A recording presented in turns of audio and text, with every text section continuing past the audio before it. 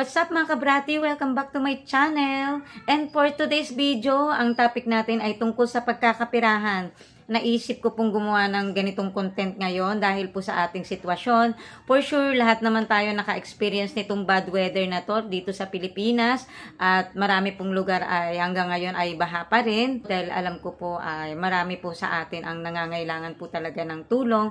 At kahit papano sa ganitong paraan, makatulong din po ako sa inyo.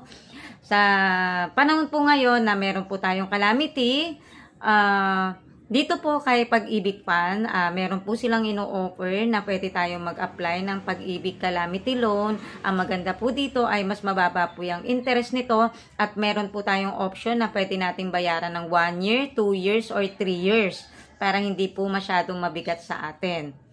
Pero ito pong Pag-ibig Calamity Loan ay applicable po ito doon sa mga lugar na kung saan man kayo nakatira na dineclare po ng government as state of calamity. So kung hindi nyo po sure kung kayo po ay kasama sa mga lugar ng state of calamity, pwede nyo pong i-google yan kung ano pong mga lugar yung dineklara ng government na state of calamity. At ma-check nyo rin po kung ano pong specific na calamity po yung pasok doon sa lugar nyo. Kunwari, krising, o ganun po.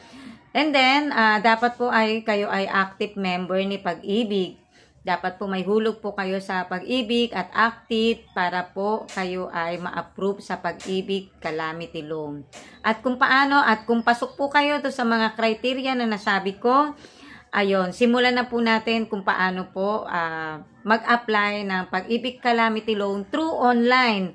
Hindi na po natin kailangan pumunta pa sa Pag-ibig para sa filing dahil pwede po natin gawin to through online as long as meron po tayong cellphone at may internet po.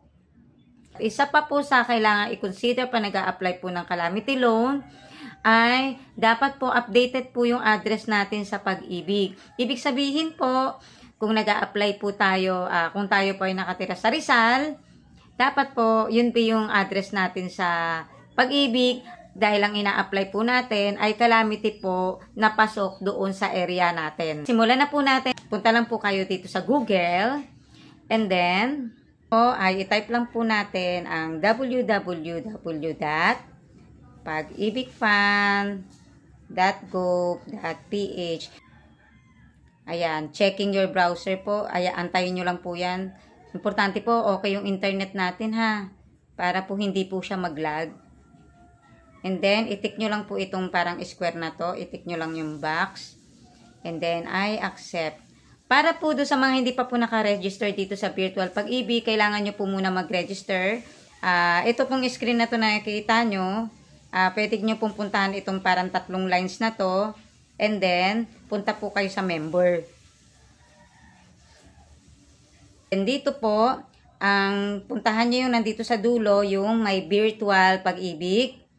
Press nyo lang po yan. And then dito, itik nyo lang po itong box, yung sa data privacy, and then proceed. Dito po, kung hindi pa po kayo naka-register sa Virtual Pag-ibig, kailangan nyo muna mag-register. Ano yung kailangan nyo pitutin kung kayo ay magre-register? Ito pong create account. And then, mag-fill up lang po kayo doon. And then po, after nyo po makapag-create account, kung meron na po kayong account dito sa online, dito na po tayo pupunta sa login. Para po doon sa mga hindi alam ko paano mag-register, singit ko lang ha, although hindi po talaga doon yung topic natin. Ayoko rin po masyado kasing lumayo. Pero doon po sa mga hindi pa po alam kung paano mag-register at ano po yung kailangan fill upan, ilalagay ko po dito sa description box yung isang tutorial video ko kung paano po mag-register dito sa Pag-ibig Virtual. So, proceed na po tayo sa pag-login kung tayo po ay meron ng naka-register na po dito sa Virtual Pag-ibig. Click nyo lang po itong login. And then, i-press itong continue.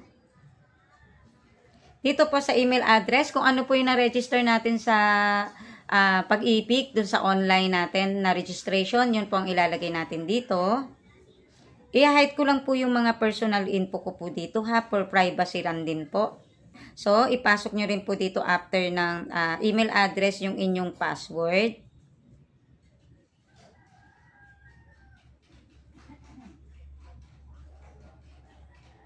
Para naman po sa may username naman ay meron naman pong nakapag-register naman po dito sa Virtual Pag-ibig, pero nakalimutan na po nila yung kanilang username or yung password.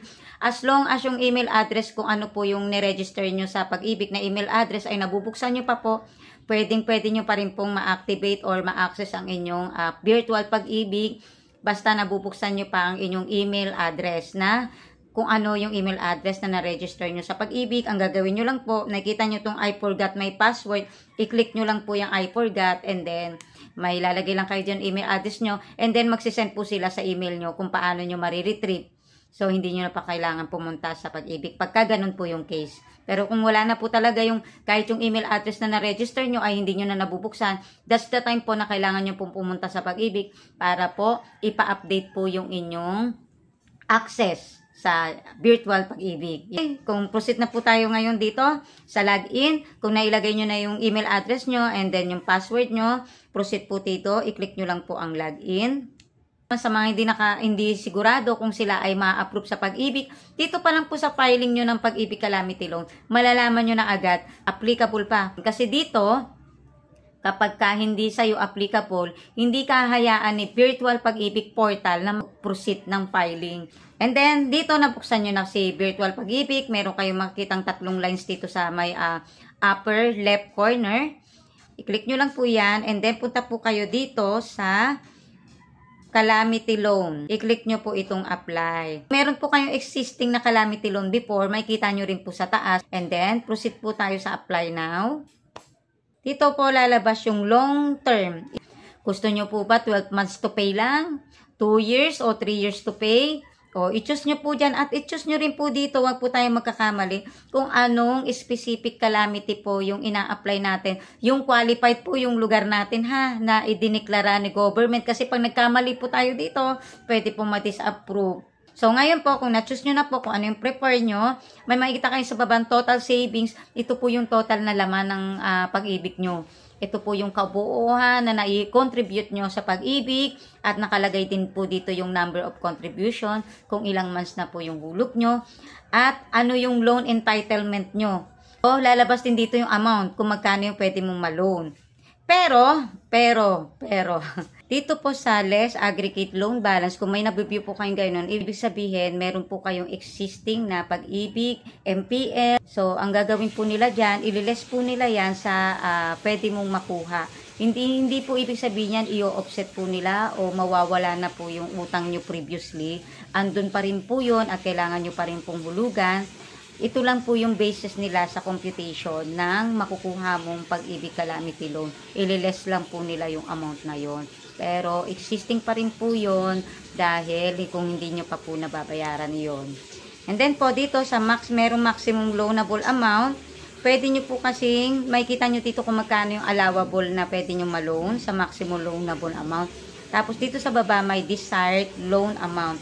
Pwede nyo i-tick ang box dito sa may maximum loanable amount. And then, ibabawas din layo dito kung meron ka man ng mga balances pa sa Pag-ibig na calamity loan, specifically, babawas po nila yan. Ibig sabihin po, kung meron po kayong existing calamity loan, ay mawawala na po yun. Kasi po yung makukuha yung pera na panibago ay i-offset na po iyon.